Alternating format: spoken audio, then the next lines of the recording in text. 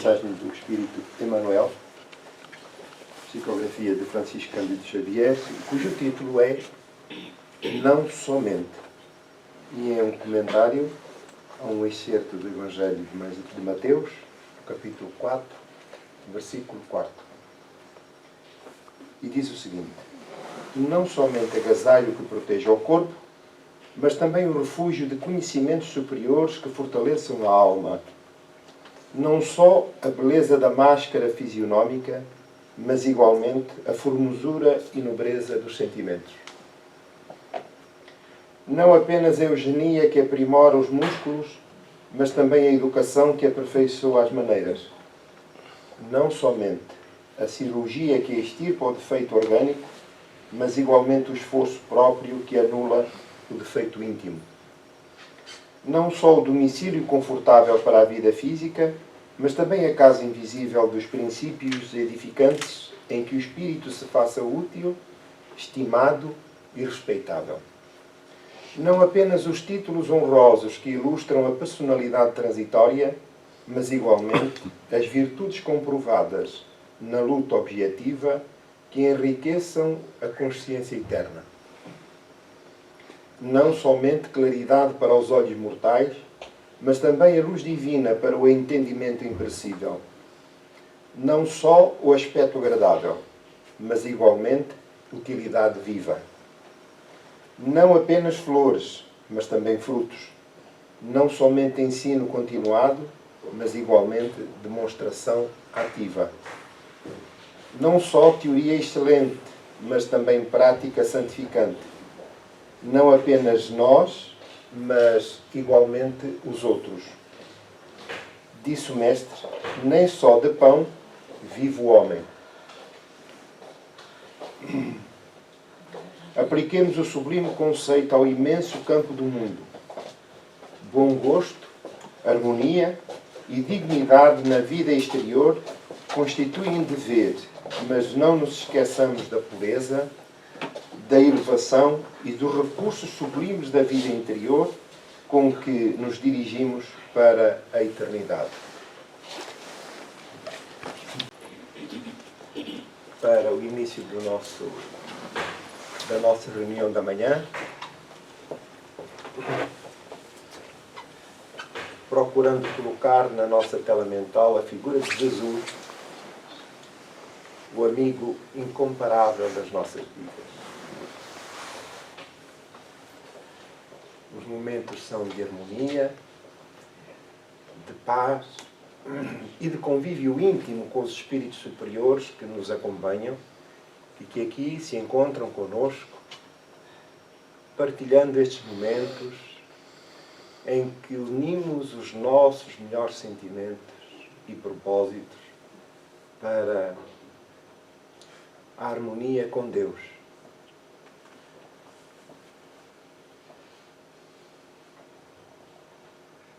Querido Jesus, querido Pai,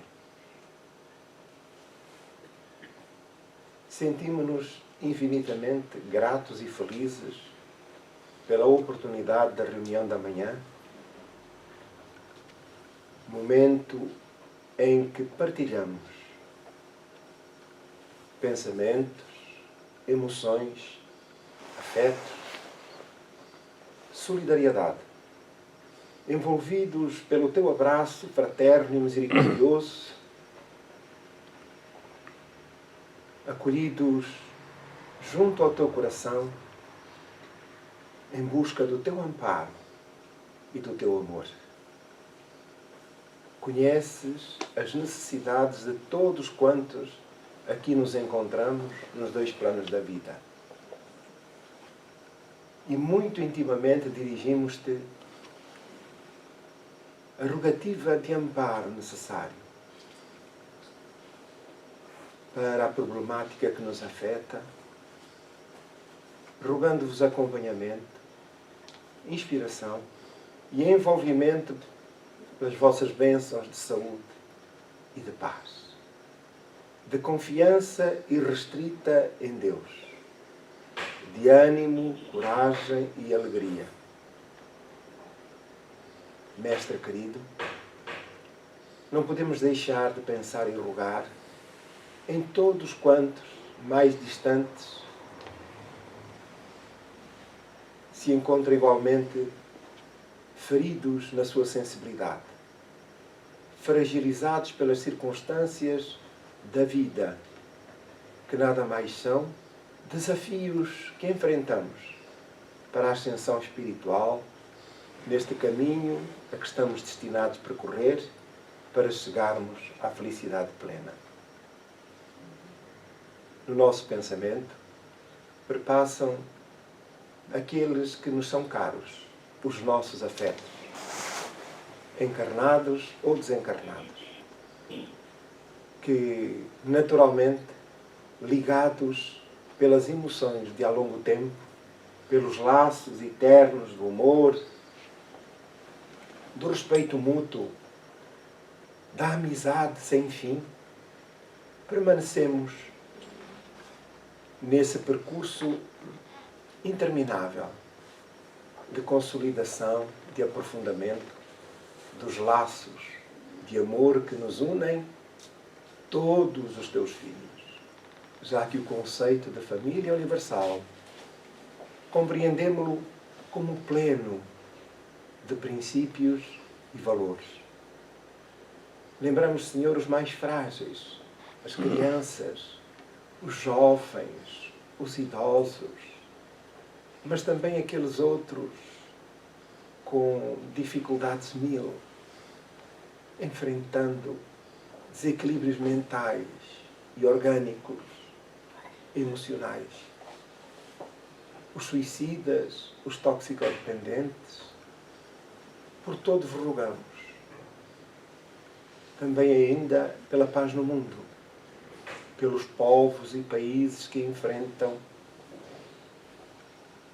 as vicissitudes da guerra, a violência, a fome, o desrespeito pela sua própria vida e os seus direitos, Senhor, à existência.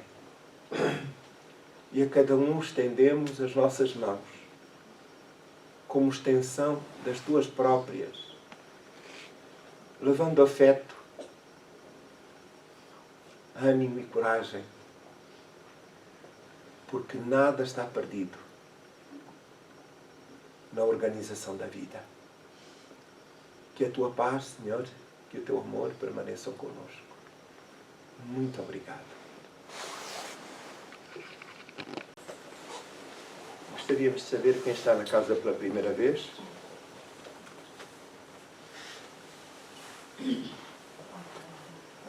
Muito bem-vindos. No final estamos disponíveis para qualquer esclarecimento que pretendam. O nosso trabalho segue adiante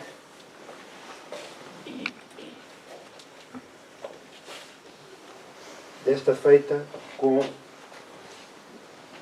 o estudo do Livro dos Médiuns, que está consignado para este mês de março.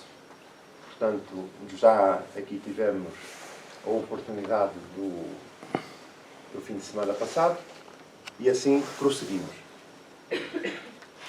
Antes de mais, ressalvando as circunstâncias do temporal que existe, convém sempre e é oportuno lembrar que as reuniões espirituais não se resumem tão somente ao movimento e aos interesses do plano físico. Não pretendemos fazer qualquer reparo. É tão somente uma observação legítima e de interesse coletivo, individual, não só para o plano físico, mas também para o plano espiritual.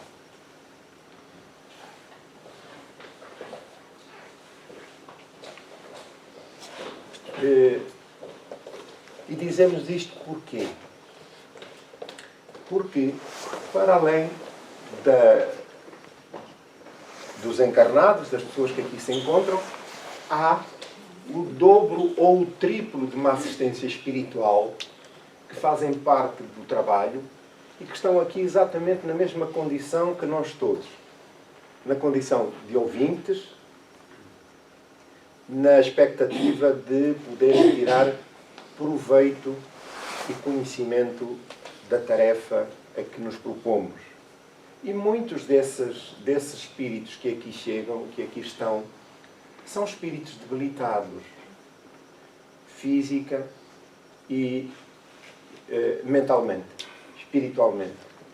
De forma que o ambiente que é necessário que se construa deve ser um ambiente pacificado, harmonioso, por forma a que essas entidades possam fruir das melhores condições e de todo o conforto necessário às circunstâncias em que se encontram.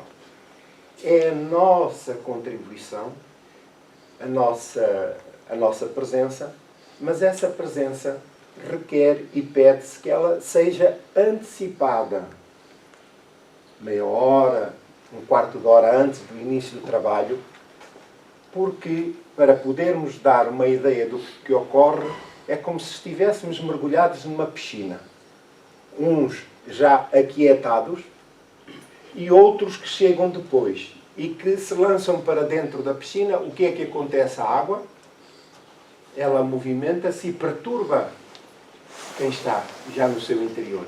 Não é verdade? Aqui, vibratoriamente, energeticamente, é exatamente isso que acontece. Daí a razão porque, de quando em vez, apelamos a esse sacrifício de se estar 15 minutos antes da hora, embora hoje entendemos, naturalmente, que há dificuldades pelas condições climatéricas, mas pedimos que tenham isso em atenção e para que também nós nos consigamos harmonizar interiormente, sintonizar com os bons espíritos, estarmos já preparados para o início da tarefa e, portanto, já mais tranquilos e, de alguma forma, afastados das preocupações da vida mundana. Portanto, apesar das circunstâncias não nos fazerem verificar, mas é isto que ocorre, porque é isso que os espíritos nos transmitem. Salvo, naturalmente, os imponderáveis, que são os compromissos que sempre temos, das mais variada ordem, pedimos essa atenção, tendo em consideração toda a envolvência e os fins da reunião, para além daquilo que é a nossa preocupação terrena. Isto é, não é só cumprir o horário propriamente dito, mas terem atenção à preparação prévia, que é fundamental. Aceitem com o devido respeito a recomendação, a orientação, a sugestão, dada a importância, porque o resultado do trabalho não se resume tão somente ao palestrante. Antes, pelo contrário, a força do trabalho, o resultado maior do trabalho, resulta da concordância dos nossos interesses, da nossa prestação, e essas energias e o nosso interesse que libertamos acaba não só por beneficiar os presentes com as nossas orações, os nossos bons pensamentos, a dilatação do nosso campo energético e vibratório. Portanto, não só beneficiam os encarnados, como se conjugam aos esforços dos bons espíritos que aqui se encontram, os tutelares da instituição e do trabalho, para envolver os doentes nos dois planos da vida nas melhores condições. Apesar de anónimos e em silêncio, a maioria contribui de forma elevada para esse objetivo superior e que não é visível aos nossos olhos. Mas aqueles que é disso que aqui vamos falar hoje, com alguma sensibilidade mais apurada, que lhe permite visualizar e sentir a envolvência e a presença dos espíritos e de todo o quadro do trabalho para lá do plano físico, tem a possibilidade de confirmar esta realidade. Mas até lá, aquilo que estamos a refletir resulta do ensino dos espíritos. Está certo? Então, vamos entrar agora no tema propriamente dito, que é o do livro dos médiuns. Queremos lembrar que neste mês de março, no dia 31 de março, ocorre a efeméride do desenlace físico de Allan Kardec. Allan Kardec foi acometido por um aneurisma e, como tal, a sua morte, o seu desenlace foi repentino. Apesar das recomendações dos espíritos e, sobretudo, do seu espírito guia Zéfiro, que lhe recomendava precaução nos esforços empreendidos, já que os últimos anos da sua vida foram integralmente dedicados à consecução daquilo que veio a tomar corpo como a doutrina dos espíritos. Allan Kardec, o seu nome de batismo, Hippolyte Léon Denisard Rivail, era uma figura já prestigiada em França àquela época.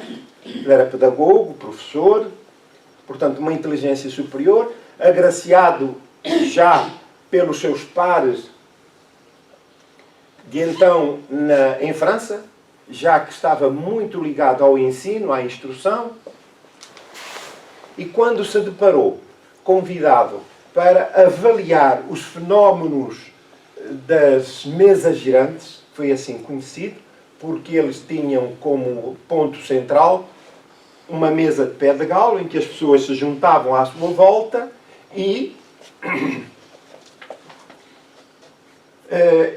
esses encontros eram depois movimentados e agitados por forças que eram invisíveis, mas que se manifestavam através daquilo que Kardec consignou como a tipologia, isto é, pancadas que faziam essas forças invisíveis movimentar os objetos, as mesas, e através de pancadas foi criado um meio de comunicação através das quais os presentes, os encarnados, comunicavam com as entidades, com essas forças invisíveis, e essas retribuíam respondendo às questões dos interessados. As questões colocadas eram questões absolutamente vulgares, frívolas. E, portanto, tudo aquilo era um espetáculo e era um meio de divertimento corriqueiro.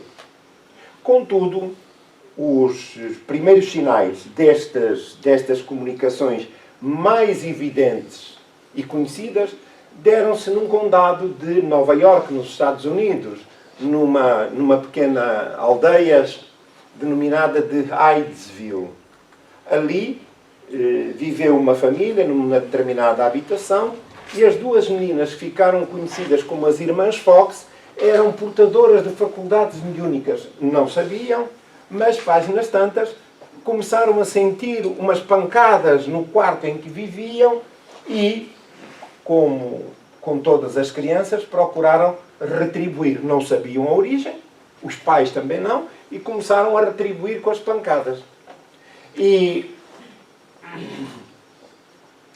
vieram, por força dessas comunicações, a descobrir que a origem estava no espírito, numa entidade que dissera havia ter sido morta nesse local e emparedada na cave da habitação.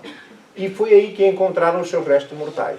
Portanto, é mais ou menos aqui que se situa a origem destes fenómenos. Contudo, eles são transversais a toda a humanidade, a todo o ser humano. E desde sempre. Vale lembrar que as principais religiões têm a sua origem exatamente nas profecias.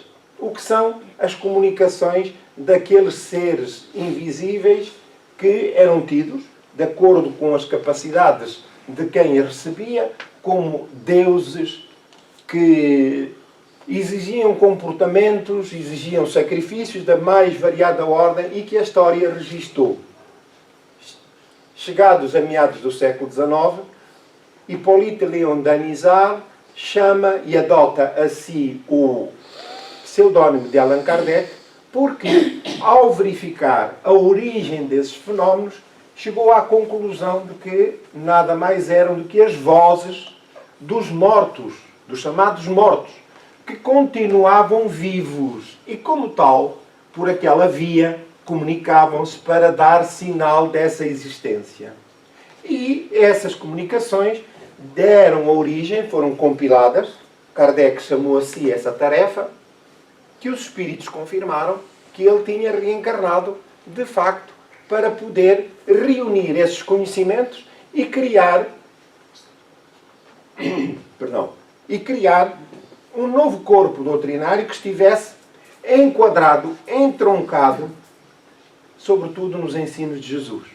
Então, por isso, a doutrina espírita, a que ele chamou doutrina dos espíritos ou espiritismo, remetendo-se ao anonimato como Allan Kardec, para fazer sobressair aquilo que era de facto fundamental, que era as vozes dos espíritos que agora retornavam de forma plena para uma chancela da eternidade da vida, de forma racional, coerente e sistemática.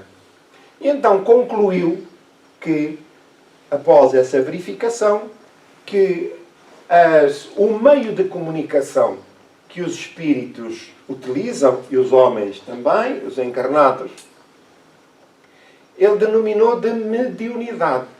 A mediunidade é uma faculdade que, na sua origem, a própria palavra, significa que está entre dois mundos, o plano físico e o plano espiritual. E é através dessas faculdades que se realizam essas comunicações. E essas comunicações são inteligíveis e inteligentes. Isto significa que os chamados mortos, apurou, que continuavam vivos na plena posse de todas as suas capacidades. E que a morte não transformava nada a não ser o desligamento do espírito relativamente ao corpo. E esses que se desligavam, chamados mortos, continuavam ativos. E, de acordo com as suas capacidades morais e intelectuais, continuavam exatamente na mesma. Quer dizer, o devasso continuava assim, o alcoólico exatamente, mas o homem de virtudes continuava exatamente na mesma.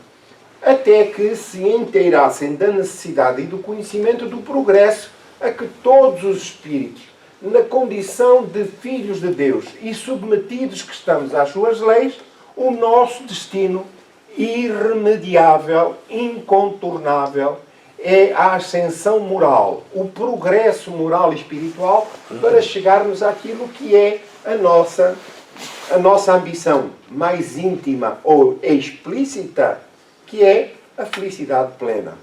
Ora bem, essas faculdades mediúnicas, esse veículo de comunicação, é inerente à criatura humana. E qual é a sua principal função, o seu principal destino? É a misericórdia divina manifestar-se para que, não através, enfim, muitas das vezes das comunicações de maior elevação, mas também a de menor elevação moral, dos espíritos superiores ou dos espíritos inferiores. Porque o principal testemunho é dizer-nos: a vida continua para além da morte. E isso é um testemunho, é uma dádiva incomensurável, já que até aqui nós, a esmagadora maioria, estávamos e estamos resumidos à dúvida, à incerteza, e muitos até acreditando que a morte é de facto o fim da vida. Tudo termina aí. Começa no nascimento e acaba na morte. E os espíritos que se manifestam através das faculdades mediúnicas vêm dar testemunho de que a vida continua. E depois há toda uma panóplia de temas, de conversas, de interesse por aí adiante, mas isso já é um outro capítulo. O principal é esse testemunho. Portanto, todos aqueles, podemos agora idealizar convictamente, que todos aqueles que são os nossos afetos mais caros, que já partiram, continuam vivos. E nós permanecemos também vivos no seu coração e nos seus interesses. Tal como aqui nós exatamente agasalhamos e continuamos com o amor vivo por essas criaturas, por esses nossos afetos, os nossos amores que já partiram. Então, significa que nós não estamos apartados uns dos outros. Continuamos ligados, só que em continentes diferentes. Uns viajaram para um outro plano e nós aqui permanecemos temporariamente. Um dia, também nós viajaremos para o lado de lá e o reencontro será pleno e feliz. Então, esse é o primeiro testemunho. Aquelas pessoas que, portadoras de uma sensibilidade mais apurada e através das quais os espíritos se comunicam e nós nos comunicamos com os espíritos, Kardec classificou de médiuns. Esse espectro, essa palete de faculdades, elas são múltiplas, mas variam ao infinito.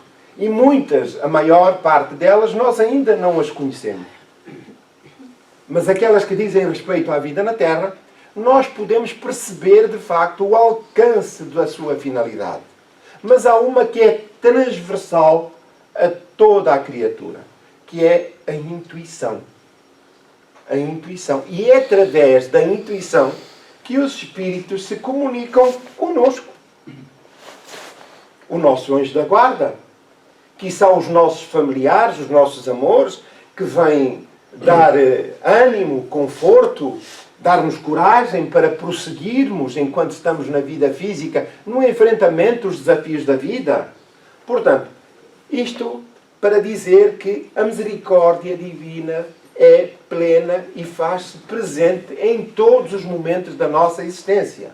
E na qualidade de filhos de Deus, nós estamos completamente amparados. Não estamos desterrados no planeta, na vida física. Permanecemos sob o seu olhar magnânimo. Ora, através dessas faculdades mediúnicas, estabelece-se essa comunicação. Acontece que é com a doutrina espírita, com o trabalho de Allan Kardec, que pela primeira vez na história da humanidade há um roteiro que, através do seu conhecimento, a doutrina espírita, e mais particularmente o livro dos médiuns, que reúne condições, conhecimentos, orientações para essas comunicações. Portanto, qualquer pessoa na posse de faculdades mais evidentes, de faculdades mediúnicas, pode comunicar-se com os espíritos. E os espíritos podem comunicar com ele.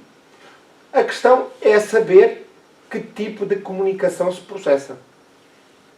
E para que aqueles que pudessem ter acesso e quisessem executar esse intercâmbio, o fizessem de forma segura.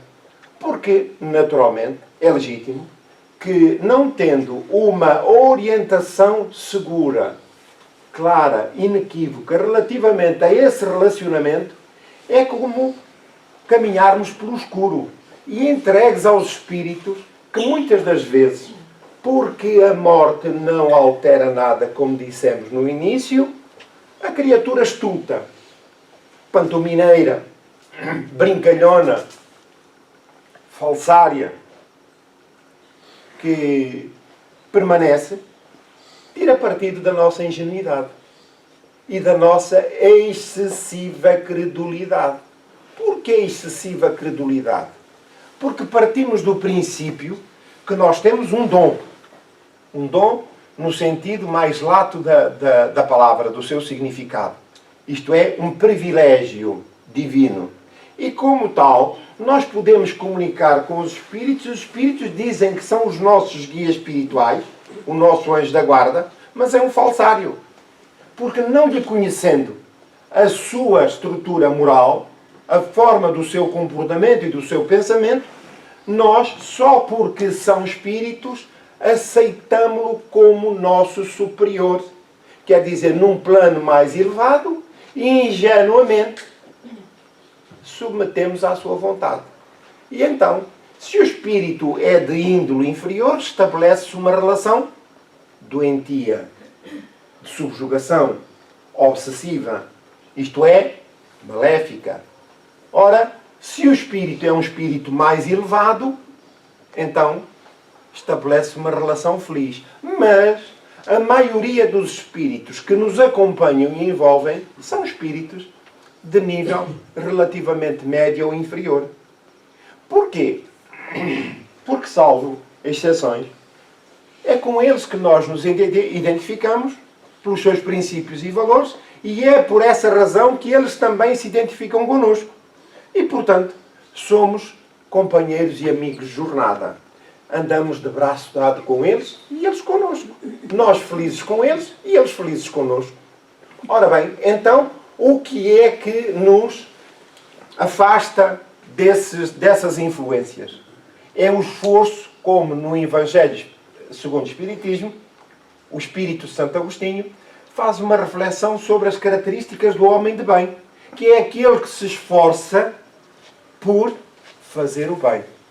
Refletir sobre aquilo que é o seu comportamento e os seus valores e esforça-se pelo seu melhoramento. Ora, quando nós empreendemos esse esforço, mudamos de padrão vibratório. Ora, esse padrão vibratório, de que aqui já falamos no início, quando da necessidade, aqui pedimos para aqui estarmos antes da hora do trabalho, exatamente pelas o nosso estado vibratório e energético que se dilata, que transcende o nosso corpo físico e que pela força pelo estatuto da sua condição vibratória, moral, atrai os bons espíritos e isola-nos das influências dos espíritos inferiores. Ora, se isto é válido para toda a criatura, os médiuns têm que ter uma atenção redobrada. Porquê? Pela sua hipersensibilidade. A mediunidade apresenta-se muitas das vezes com características doentias, de perturbação, e fica a ideia de que a própria mediunidade é em si mesmo uma doença. E não é. A mediunidade é uma faculdade neutra. Aquilo que define as suas características, digamos assim, e que influencia o nosso estado íntimo, é o propósito do médium na prática do bem e no esforço que empreende para o seu melhoramento. Ora, quando esse esforço é colocado em prática, os bons espíritos movimentam-se e comunicam-se. Porquê? Encontram afinidade. Porque, de contrário, os nossos guias fugiram, foram de férias, esqueceram-se de nós, saíram de casa, não disseram nada a ninguém. Não. Eles só estão à espera que nós mudemos, porque eles fazem o trabalho deles e nós temos que fazer o nosso. O que acontece é que quando não seguimos, é aqui o ponto, essa orientação, esse trabalho e a proposição de Allan Kardec, os médiuns conhecedores da doutrina espírita vêm-se a braços com dificuldades acrescidas. E acontece que muitas das vezes, se não têm lucidez e critério de avaliação para as comunicações que chegam e na relação com os espíritos que estabelecem, tornam-se doentes e portadores de falsidades nas suas comunicações. Da mesma forma, o que é que nós fazemos aqui nos nossos relacionamentos humanos? Não cuidamos de apreciar os valores, o temperamento, o comportamento, as palavras das pessoas com quem nos relacionamos? Eu ia pensar que ia dizer, é verdade. Não, não é isso que fazemos. Às vezes não fazemos.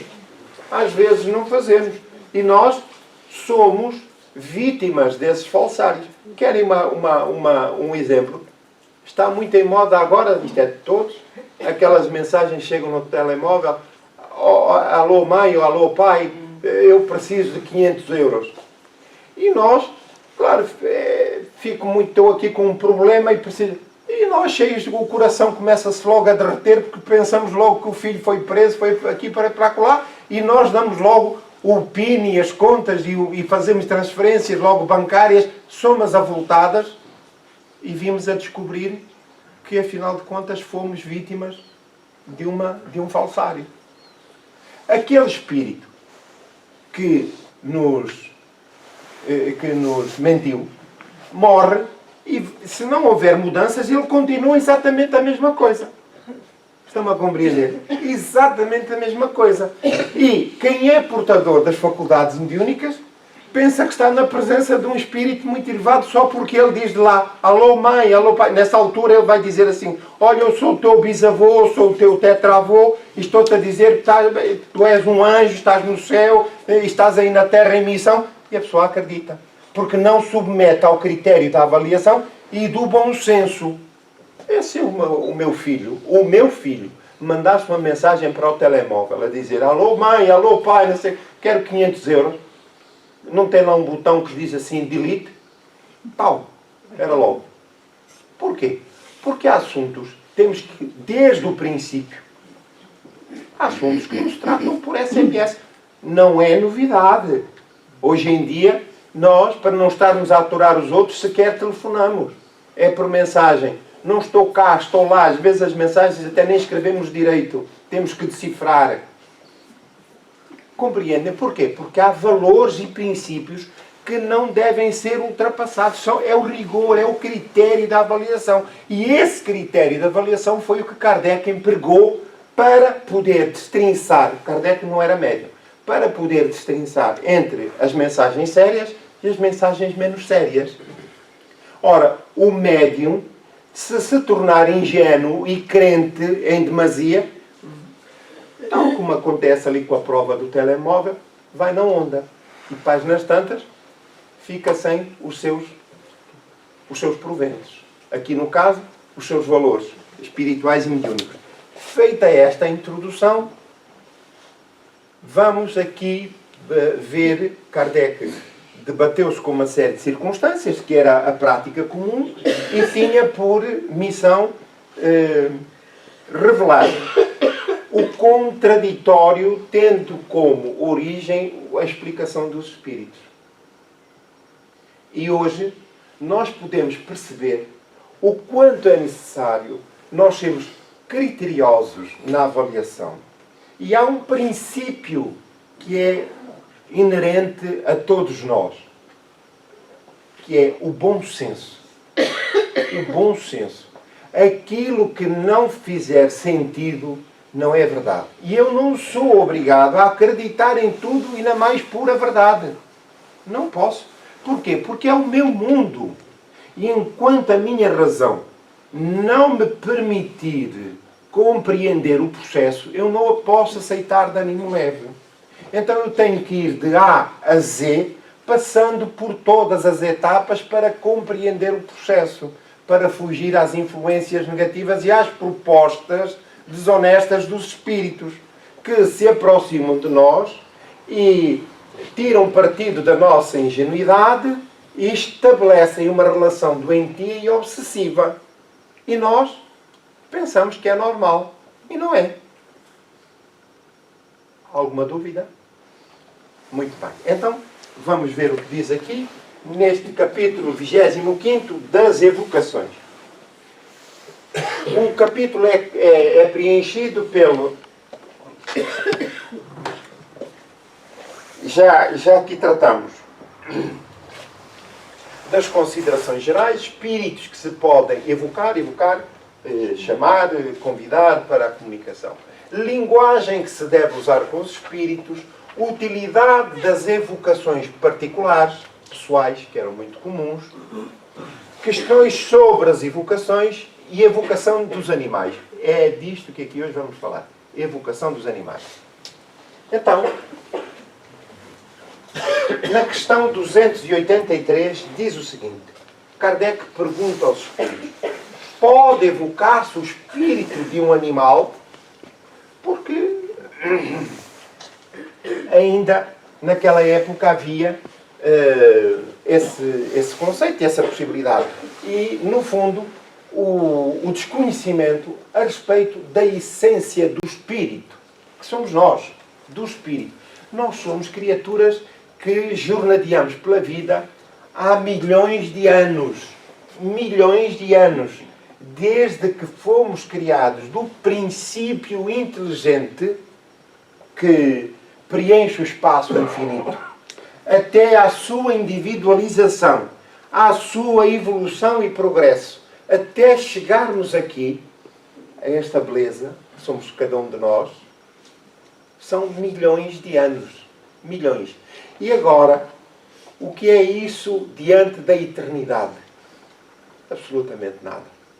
Jamais desapareceremos. É a beleza da obra divina, da sua misericórdia e do seu amor. Apesar de, às vezes, as circunstâncias não serem as melhores. Mas é isso que a própria vida traduz.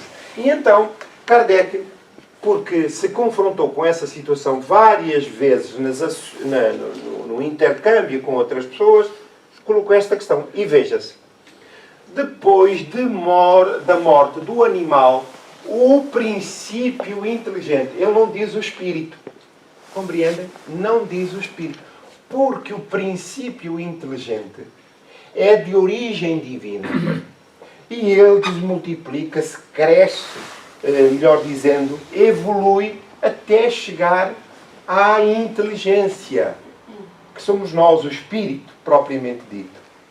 Então, este princípio inteligente, onde reside por esta natureza os instintos, é por isso que nós vemos nos animais a tónica, comportamentos, que às vezes dizemos assim, ele só lhe falta falar. São tão impressionantes porque eles revelam esse princípio inteligente. Nós até gostaríamos que o cachorro, o gatinho chamasse papá ou mamã, mas ainda não chegou lá. Mas para nós já pensamos que às vezes tinha uma pessoa amiga, perdoem-me a graça, que na empresa onde trabalhava, tinha lá nos escritórios o zelador que estava à portaria, no porteiro, era o porteiro, e havia lá um casal que tinha um cãozinho assim pequenino, muito bonito. Muito assim, muito animado. E às vezes ela vinha ao marido e ela chamava o nome assim, vai ao papá, vai ao papá, vai ao papá. E às vezes saltava o cãozinho, e às vezes ela entrava com o cãozinho ao colo e chegava-se ao pé do porteiro e dizia assim, dá lá um beijinho aqui ao seu Fernando, dá lá um beijinho aqui ao seu Fernando. E dizia-me o porteiro, ó Sr. Alexandre, o que mais me custava era eu ter que dar a cara para o cãozinho. É o que mais me custa, Sr. Alexandre. É ter que dar a cara para o cãozinho, lamber-me a cara. Bom, é a nossa vontade. Mas, como vemos, não é possível. Porque o Espírito diz logo aqui que é o princípio inteligente. E no princípio inteligente, que é a gênese divina, está ali toda. Já no princípio inteligente está ali a presença divina. Este princípio inteligente faz parte do fluido cósmico universal, que ocupa todo o universo. E quando Deus entende que é a altura de criar o mundo, gerar o mundo, esse princípio inteligente reparte-se. E como tal, dá origem a essas características que nós vemos nos animais. E, portanto, o princípio inteligente que nele havia encontra-se em estado latente e é logo utilizado. Encontra-se em estado latente, quer dizer que neste momento ele nada mais é do que o princípio inteligente. E é logo utilizado por certos espíritos incumbidos disso, portanto espíritos que já com conhecimentos técnicos e espirituais alargados, a quem entrega a missão de amparar essas criaturas no sentido de lhes proporcionar o processo evolutivo, lhes coordenar o processo evolutivo, nos quais continua ele a obra da sua elaboração. O próprio Deus, o princípio inteligente, se quisermos, a caminho do Espírito. Qual é a diferença entre o Espírito e o princípio inteligente? É que já somos portadores da inteligência e do senso moral, da qual faz parte também a consciência. Portanto, nós já estamos conscientes da nossa própria natureza, de quem somos, de onde vimos, porque estamos aqui, para onde vamos. Portanto, faz parte do próprio espírito. O que não acontece com os animais, do princípio inteligente. Muito bem. Assim, no mundo dos espíritos, não existem espíritos errantes de animais. O que acontece com os espíritos propriamente ditos. Nós. O que é um espírito errante? É um espírito que está temporariamente no plano espiritual. Essas condições em que eles se encontram são inerentes às suas opções, ao resultado das suas ações. Então há espíritos mais felizes, há espíritos infelizes, há espíritos sofredores, há espíritos, enfim, dos mais variados matizes e que percorrem esses planos espirituais nas mais diversas condições. São espíritos errantes.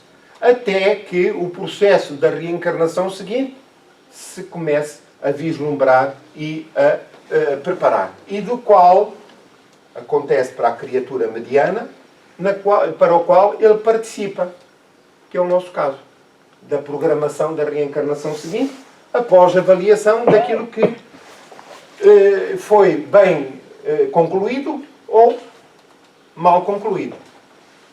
Portanto, não existem espíritos errantes de animais, porém, unicamente espíritos humanos.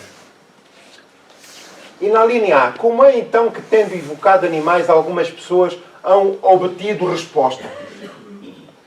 O médium, espera aí, eu vou perguntar aqui ao meu espírito, ao piloto que já morreu, como é que ele está do outro lado.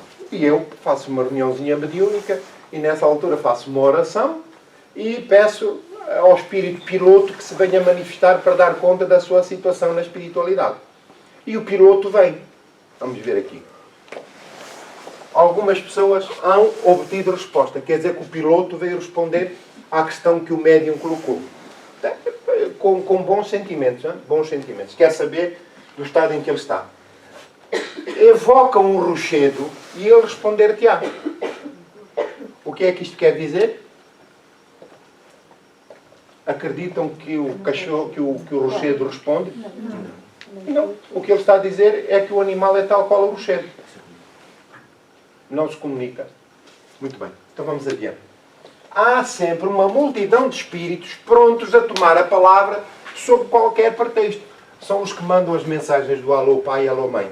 Do outro lado para o lado de cá.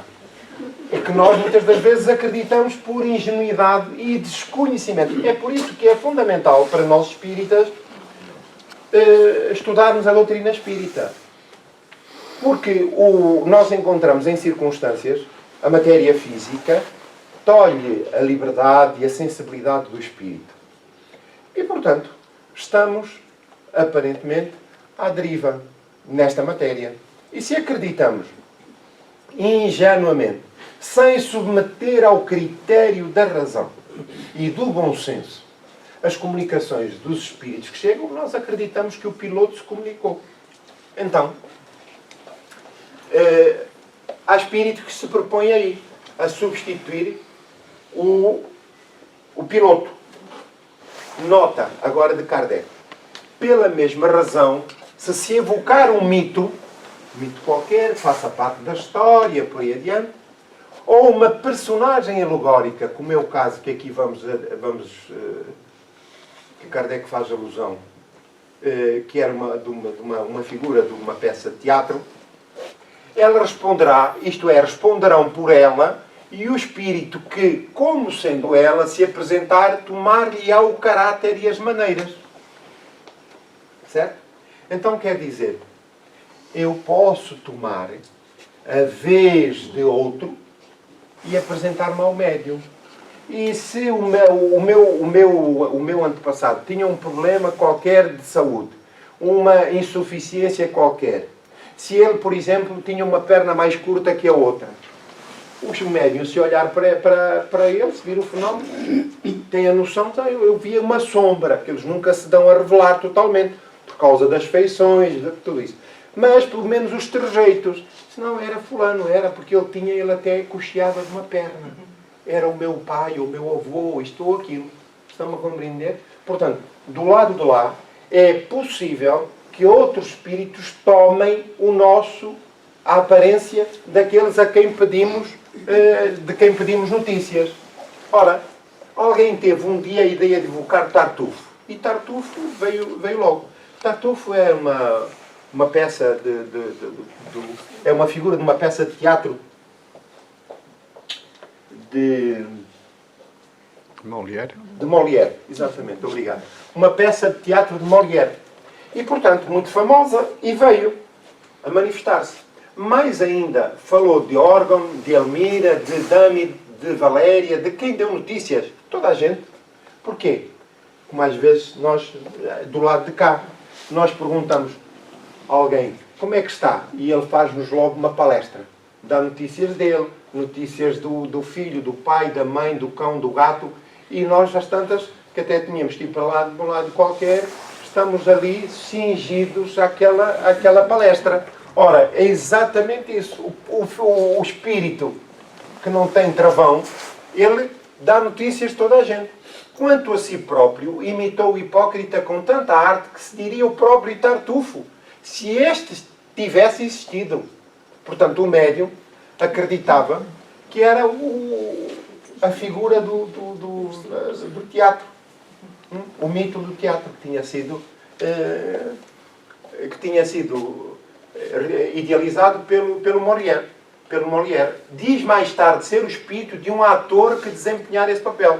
Páginas tantas, deve-se ter conduído da consciência. Espera lá, só estava a brincar. Não é o fulano, sou eu, venho. E afinal era o ator que ele mesmo tinha desempenhado o papel e já tinha partido para o lado de lá. E propôs-se a pregar uma partida. Não é maldosa, mas a pregar uma partida e a dar testemunho da possibilidade, da falsidade com que isto pode acontecer. Os espíritos levianos aproveitam-se sempre da inexperiência dos interrogantes. Evitam, porém, dirigir-se aos que reconhecem ser esclarecidos, para lhes descobrir as imposturas e que não lhes dariam importância às comunicações. O mesmo sucede entre os homens. Não é? Quem é que às vezes sabe lidar com a verdade? Nós não gostamos que digam a verdade, não é? Se alguém me diz que eu sou mau, ai, que eu não tive esta atitude incorreta, não é verdade. Porquê? Porque são as ilusões e as fantasias que nós construímos. Porque acredito eu já ser um anjo em missão na Terra. Portanto, tudo o que contraria este conceito está mal. E é claro, eu não gosto. Contudo, seguindo a orientação dos Espíritos, de que nos devemos, de facto, avaliar para saber quem somos, na essência, o caráter. Então, se alguém me diz assim, se eu tenho consciência de que sou ainda uma criatura imperfeita, se alguém me diz que cometi este ou aquele erro, eu tenho que o admitir como possível.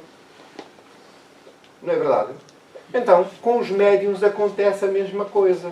Se o espírito, que é um espírito falsário, vem dizer que ele está na Terra para salvar o mundo, que é um missionário que está destinado a isto, está destinado àquilo, não acreditemos nisso. Não acreditemos nisso. Porquê? A evolução não se faz de forma repentina, ela é gradual, gradual, paulatina. E então, na Terra, em missão para salvar a humanidade, esteve Jesus. E como veem, a sua permanência na Terra conseguiu contaminar, no bom sentido do termo, um grupo, uma comunidade muito pequena.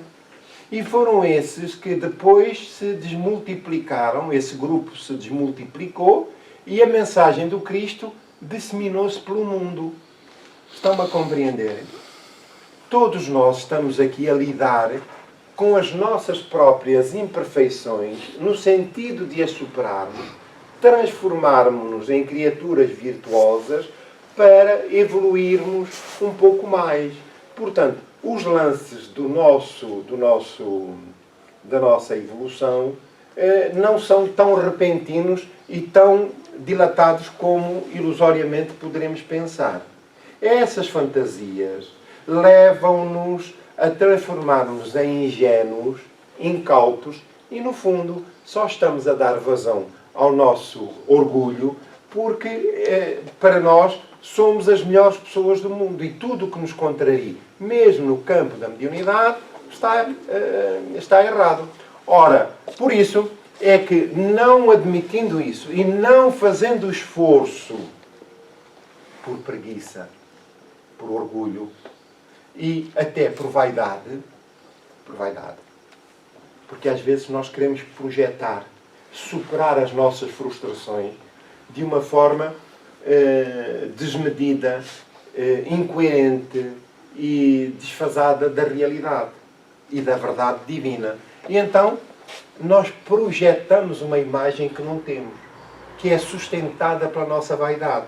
Nós, em boa verdade, o que gostaríamos era de ser a atenção do mundo, a estrela da companhia. E quando isso não acontece, no campo mediúnico, muitas das vezes, nós sentimos-nos contrariados. Então, os espíritos que sabem das nossas insuficiências morais, da nossa vaidade, é o que eles exploram.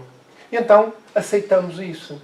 E, logo, para nós, esses espíritos são espíritos benfeitores, guias espirituais. Ora bem, aqui este teve a hombridade de dizer que não, que ele era o ator que havia interpretado aquela figura na peça. Um senhor tinha no seu jardim, agora é outro caso, um ninho de pintacilgos, pelos quais se interessava muito. Certo dia, desapareceu o ninho. Após certificar-se de que ninguém da sua casa houvera retirado o ninho, como era médium, teve a ideia de evocar a mãe das avezinhas, a Pintacilga. A mãe Pintacilga. Estão a ver a incoerência? Ora, há alguma maldade nisto? Não há maldade nenhuma. O que há é ingenuidade e ignorância e excesso de confiança. Ora, era prática corrente, porque, em boa verdade, até Kardec não havia um roteiro, por isso é que já dissemos atrás, não havia um roteiro pelo qual as criaturas se pudessem orientar, sob o ponto de vista espiritual e sob o ponto de vista mediúnico. Ora, então, Kardec confrontou-se com situações destas, esdrúxulas. Ora, isto é uma situação, nos dias de hoje, para nós espíritas, não estamos a falar para aquele médium, é para nós espíritas. Nos dias de hoje, esta é uma questão grave. O que significa que ou estudamos e não compreendemos, ou não estudamos, o que é ainda fica muito aquém do desejável para o relacionamento e a utilização de faculdades de forma sadia. Ora bem, vamos lá ver o que disse a mãe do Pintacilgo. Ela veio e disse-lhe em muito bom francês: não acuses ninguém e tranquiliza-te quanto à sorte dos meus filhinhos. Foi o gato que, saltando, derrubou o ninho. Encontrá-lo-ás debaixo dos arbustos, assim como aos passarinhos que não foram comidos. E o médium, claro, ficou todo contente. Feita a verificação, reconheceu o que lhe havia sido dito. Dever-se-á concluir que tenha sido o pássaro que se comunicou? Certamente que não, mas apenas um espírito que conhecia a história. Isso prova o quanto se deve desconfiar das aparências e o quanto é preciosa a resposta acima. Evoca o Rocher e ele responder-te-á. Portanto, e porquê? Agora, sob o ponto de vista científico, da ciência espiritual e aquilo que os espíritos nos revelam, é que para se comunicarem entre si é natural e é necessário que estejam em pauta duas inteligências, dois espíritos que se possam comunicar. Comunicar a partir de onde? Do pensamento. Naturalmente que a gênese espiritual, isto é, respeitando ao próprio espírito, é diferente do princípio inteligente. E porquê? Porque ainda não se desenvolveu aí a inteligência, a vontade, aquilo que caracteriza o espírito, a mente, o cérebro, a vibração, a energia, a alma propriamente dita, no sentido mais amplo do termo. Portanto, as comunicações espirituais fazem-se através do pensamento. Através do pensamento. Ora, é fácil perceber que o animal ainda não desenvolve pensamentos. Estamos em concordância com isso? A gênese orgânica, vibratória e energética não é em nada semelhante, pela diferença do estatuto, espírito e princípio inteligente, espírito, animal, são diametralmente opostos ainda nesta fase. E como tal, como não há pensamento, o animal não se pode comunicar. E mesmo entre espíritos, é preciso que haja empatia de natureza moral e fluídica. De natureza moral e fluídica, para que o espírito possa comunicar-se. Então, significa que eu não posso, na qualidade de médium, pensar que vou receber comunicações de qualquer espírito. Posso, sim, de espíritos inferiores, se estiver ao meu alcance, no mesmo patamar evolutivo e vibratório.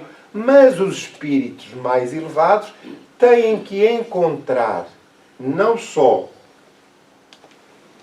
condições morais, vibratórias e energéticas. É por isso que o espírito A se comunica pelo médium A, mas não necessariamente pelo médium B ou C, porque não há empatias, não há identificação vibratória e energética. Estão a compreender? Portanto, o médium recebe os espíritos que estão em concordância com a sua natureza moral, espiritual, vibratória e energética. Então, se esta limitação já existe e é patente na relação entre espíritos, não podemos pensar sequer médiuns que vão receber comunicações de animais, do princípio inteligente, o que não é possível. Estamos a compreender? Ora, faz parte da própria organização mediúnica, fluídica e energética. E, portanto, a cada um é reservado um determinado compromisso e é em função disso que tudo evolui, tudo progride. E nós temos que estar preparados para essas circunstâncias. Ora, é disso que aqui hoje nos fala o trabalho. Alguma dúvida que subsista relativamente à matéria? Se na próxima encarnação encarnarmos um animal, Como? Encarnarmos um animal, Como assim? sermos um animal, isso não é possível. Uma próxima encarnação eu não posso encarnar virando um animal, um cão ou um gato. Não. Onde é que leu isso? Não posso? Não, eu estou perguntando. Não, Acredita é que uma sim? dúvida minha, é uma dúvida minha. Não. Não? Não. Porquê? Tenho inteligência e... Diga. Tenho inteligência. Não, porque a matéria de que se é constituído o nosso corpo físico, embora semelhante à do animal, ela resulta das características do perispírito, do espírito e do perispírito. E é o que está na gênese da organização orgânica é o espírito, é o perispírito que lhe serve de molde. Portanto, não é possível um espírito inteligente, um espírito reencarnar no corpo do animal. Porque isso representaria o quê? Diga? Sem dúvida nenhuma. Não é? Não é? Não. Vamos pensar. É preciso usar a razão. Não é aceitar tacitamente. É preciso usar a razão. E porquê? Porque não há condições orgânicas e seria até uma derrogação da misericórdia divina que o espírito, já tendo atingido um determinado patamar, que somos nós, estivesse agora a regredir e neste momento nós estamos digamos, temos a liberdade de exprimir o nosso pensamento, o nosso estatuto moral e social, por aí adiante, intelectual, um animal, um espírito, cada um de nós, estaria remetido às condições primárias da vida. Tinha regredido, repare, eu disse há pouco que a transição do princípio inteligente para o espírito eram milhões de anos. Voltar à condição de animal significa que nós íamos regredir milhões de anos. E agora, nós perguntamos, seria justo Deus, de acordo com os seus atributos, em grau máximo de misericórdia, de amor, por aí adiante, seria justo que um espírito, depois de ter transitado milhões de anos até este patamar, voltasse outra vez para trás? Pergunto. Não seria justo. Então estariam em causa aqueles atributos divinos. Não é verdade? Então, é a razão que nos clama ao bom senso. Não é? Portanto, a razão consegue fazer perceber isso. Isso é fundamental. Está certo? Apesar das vezes nós pensarmos que sim, e ainda haja, enfim, chama-se a isso o processo da metempsicose. Portanto, que é a regressão do espírito, a reencarnação do espírito no corpo animal. Que ainda nos dias de hoje há quem acredite nisso. Não é? Diga, faz favor. Pois é o que eu vou dizer. Há certas religiões... Não, há dúvidas relativamente à matéria. É isto. Há certas religiões... Não, isso não é dúvida. Só vai fazer o quê? Uma explanação? Como o budismo, eles acreditam que há essa possibilidade. Exatamente. E não só. Portanto, esse processo, aqui a questão é o ponto de partida sempre da nossa existência, da nossa fé, da nossa convicção, da nossa fé irrestrita em Deus, é perceber-lhe os atributos. E esses atributos são em perfeição absoluta. Tudo quanto possa contrariar esses atributos é legítimo que a nossa fé esteja em causa. Ora, se nós acreditamos num Deus absolutamente justo, bom, misericordioso, então nós percebemos na dinâmica da vida que é sempre a crescer e para o alto, a evolução. Podemos estacionar, mas é sempre a crescer. Mesmo o princípio inteligente está destinado a esse processo. Alguns no tempo vai-se dar o salto em que o princípio inteligente vai adotar as condições, as estruturas espirituais que estarão na gênese da elaboração da vida humana. Então ele passa, isso vem no livro A Caminho da Luz, de Emmanuel, ele explica isso muito bem. Que essa transição inclusiva não se dá no planeta Terra. É fora do planeta. Noutro âmbito. E, portanto, aqui o fundamental. E o que ressalta de tudo isto é a extraordinária beleza que está envolvida a nossa fé e a nossa concepção divina. É porque as nossas dores, os nossos sofrimentos, os nossos desgostos, as nossas frustrações, tudo quanto olhamos para o mundo e que perturba a organização da vida, ela é só aparente e temporária. Porque aquilo que a lição nos deixa perceber é que a beleza e a dinâmica da vida é sempre a caminho desse objetivo superior, que é a felicidade, a perfeição. Relativa é certo. Mas é para isso que estamos destinados. Viemos do princípio inteligente, do fluido universal, que foi individualizado e foi julgado, no bom sentido da palavra, foi colocado em diversas circunstâncias e condições para ser gerado o Espírito, que, segundo os Espíritos, somos a obra mais perfeita e identitária da essência divina no plano físico, na vida. Portanto, a beleza divina, tanto quanto conseguimos alcançar e perceber, ela é plena, não só de beleza, mas também de inteligência, de amor. Então, entreguemo-nos a essas condições e saibamos, de facto, guardar na intimidade da alma essa concepção irrestrita e convicta do amor divino. Vamos terminar o nosso trabalho pedindo que nos unamos em oração. Mergulhados num ambiente refinado que resulta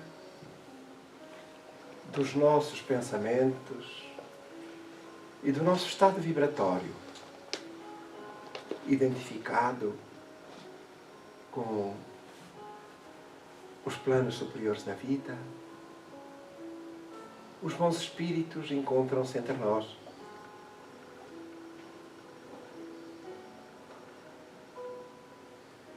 Facultando-nos o melhor.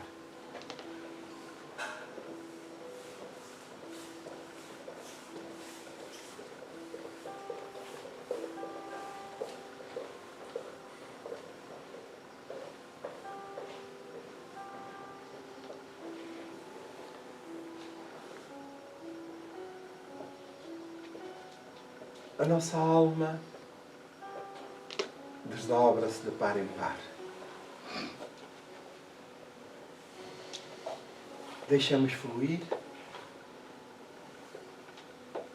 tudo quanto possuímos de melhor.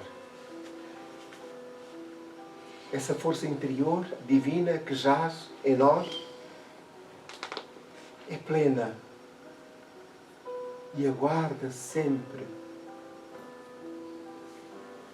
pela nossa vontade de a projetarmos, envolvendo-nos e aproximando-a